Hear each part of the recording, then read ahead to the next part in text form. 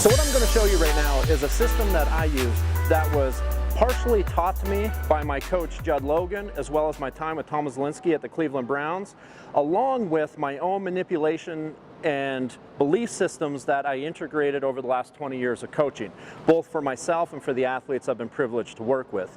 The system that I use is a correlation between linear periodization and vertical integration that Charlie Francis made so popular. The reason that I use this system is because it's a very simplistic, clear image of how to integrate increasing neurological demand from phase to phase while maintaining that year-long or 4-year-long consistency from program to program to program.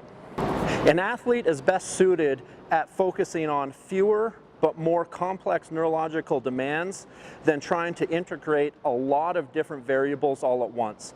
So what was neurologically demanding in the very first phase of training will eventually meet the level of supplemental to the workout by phase 3. And then it just continues and continues and continues. For example, in this phase, we may be doing unilateral lower body work. As we get to phase 2, the unilateral drops here, and a bilateral, like a squat, shows up in that new A phase. So what was simple here, perhaps it was a split squat, for example, now becomes more progressive. Maybe it becomes a walking lunge. Same unilateral dynamic, but now more complex than even a split squat was in phase 1, A1. A2 is a new stimulus altogether, a stimulus we haven't even seen yet, a bilateral lower body, which is a squat in this example, and C2 would be supplemental, and it could be variable. But the C2 will be more complex than the B1 was, and this C progresses out and is no longer even a part of phase 2. Now as we move to the next phase, what you may see is an increase in complexity again. You may see a new bilateral with a higher CNS demand. Okay, so what would that be an example of? We were doing back squats here. What's neurologically progressive to a back squat? Say, for example, maybe this is the introduction of a clean.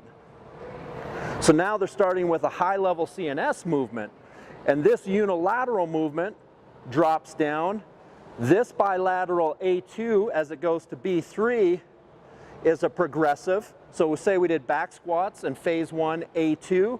That now becomes a front squat. So now both A3, B3 are bilateral movements, both neurologically more demanding than A2, B2.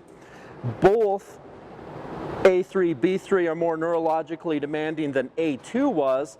And now C3, instead of being random variable, is now a supplemental unilateral. So within 3 phases of a healthy athlete that had minimal injuries, minimal setbacks, we progress them from unilateral rehab, prehab, supplemental, all the way to what you would think of as quite complex dynamic variable, which would be an Olympic lifting-based workout, for example, for a field-based athlete, which would be a clean, a back squat, supplemental unilateral to maintain strengthening or prehab, rehab of any bilateral discrepancy. But all of it progressed. So not only are we progressing exercises linearly, we're also increasing neurological demand vertically, and we do it in a way that we're always cognizant of where we started.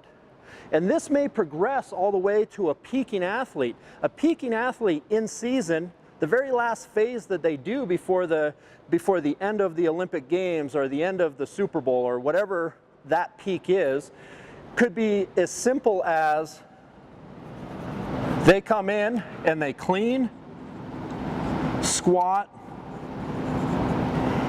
restoration. They do 2 exercises and then they do whatever they do to make sure the body recovers for the next session. That could be completely different than where they started, where they started, they may have done 8 exercises and 30 sets in that first phase, And now at the end of that season, they've progressed to massive neurological demand, and they're doing maybe 12 sets for the entire workout. The load is very high, the intensities are variable towards max efforts or end of season preparation, whereas here it's more metabolically demanding, it's more muscularly demanding, it's more unilateral isolative. We're dealing with injuries to the body, limitations to the system.